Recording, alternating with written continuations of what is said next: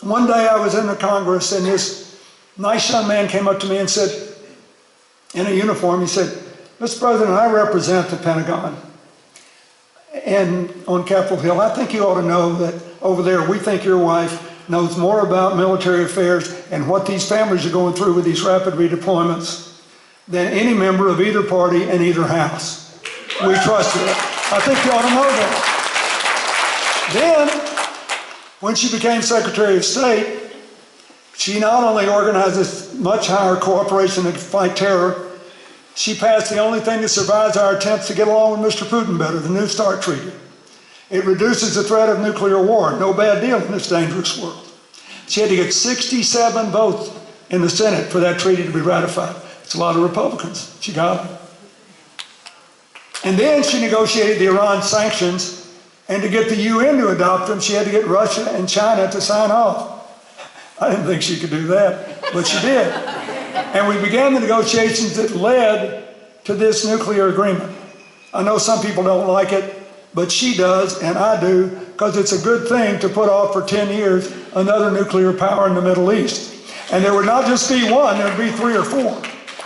It's a good thing. You can't tell what's going to happen in 10 years. And along the way, she made a world with more friends and fewer enemies. Started a movement to put 100 million clean cook stoves in poor people's homes because 2 million kids die a year from breathing dirty smoke. Triple the number of people we were saving through the PEPFAR program, which pays President Bush's best achievement. It spends your money to save the lives of people in poor countries from AIDS, TB, and malaria. You were saving 1.7 million lives when she took office. With no more money to you, she said, this is another one of these things. We've got FDA-approved generic drugs, and if we just bought generic drugs, we could save a lot more lives. Do it. We went from 1.7 to 5.1 million. Yesterday morning, I woke to a picture that a friend of mine sent me of a little guy running a store in Dar es Salaam, Tanzania. A lot of these 3.4 million people live in Tanzania. A lot of Muslims live in Tanzania. He's running a store. The store is called the Hillary Clinton Shop. He's a street vendor. But making a world with more partners is one of the reasons that America's approval rate went up 20% from the time she took office till the time she left. She always makes something good happen. So you just have to decide what you want. We got to restore broad-based prosperity. If we don't save the American dream for everybody, the whole thing will come crashing down again. We got to do that. We got to give people a place in the future that the president says we should embrace. We have to do more than anybody ever did to help areas that are left out and left behind. Hillary was the first candidate to call for doing something major to get people to invest in coal country. She said, I support the president's climate change standards. I think we should eliminate as much CO2 as we can. But the coal miners didn't do anything wrong. All they did was keep the lights on for us for decades, have their kids fight our wars, do everything we asked them to do. And nobody has ever done anything to try to help them catch up and be a part of America's future. I don't care who they vote for, they're our people and we're going to give them a chance to be a part of the American dream. Every part of America should be like that.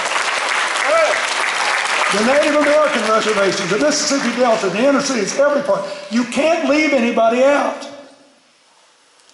All I can tell you is, 45 years later, I'm still in awe of the fact that she makes everything she ever touches better.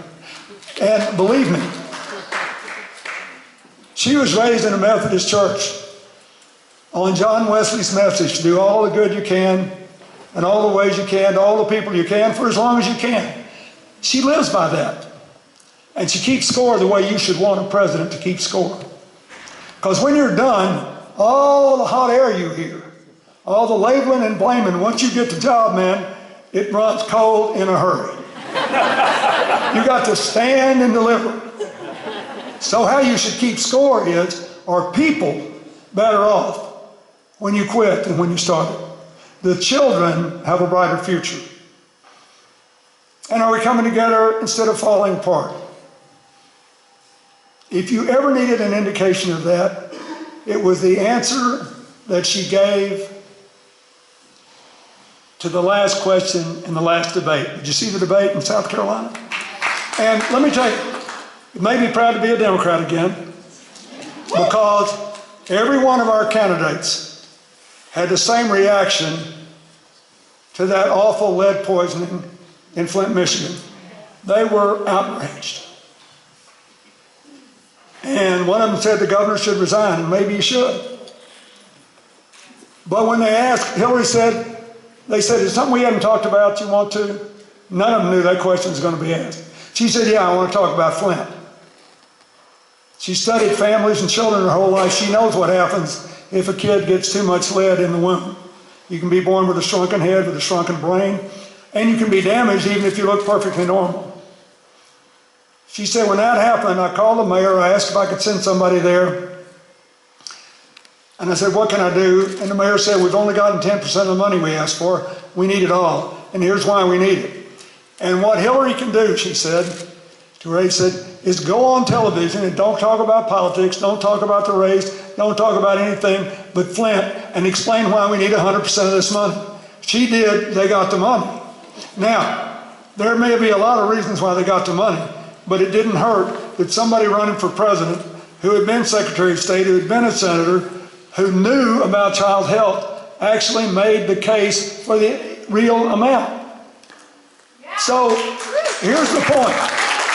I've had this job. You have great days and bad days. It was a great day when we signed the Middle East Peace Agreement. One of the worst days of my life when Prime Minister Rabin was murdered. It was a great day when we reversed Reaganomics by only one vote to spare and launched the longest, broadest-based expansion in modern American history. It was a terrible day when my Commerce Secretary and close friend Ron Brown was killed in a plane crash, taking American business people to see if we could help Bosnia and the Balkans rebuild. But there are all the other days, just like your life. Think about your life. Think about the great days, the awful days, and all the other days. You got to hire a president for the great days, the bad days, and all the other days. She will make something good happen every day. Because her reaction to Flint has been her reaction to everything I have ever seen in 40 years. 45 now. What can I do to make it better? If you want your kids to have a brighter future, if you want to be better off and be part of the American dream again, if you want us coming together instead of being torn apart and the kind of silliness we've seen in a lot of what goes on in America today, you need to caucus for her. You need to take the next 3 days and go back all over this community and tell people what I told you.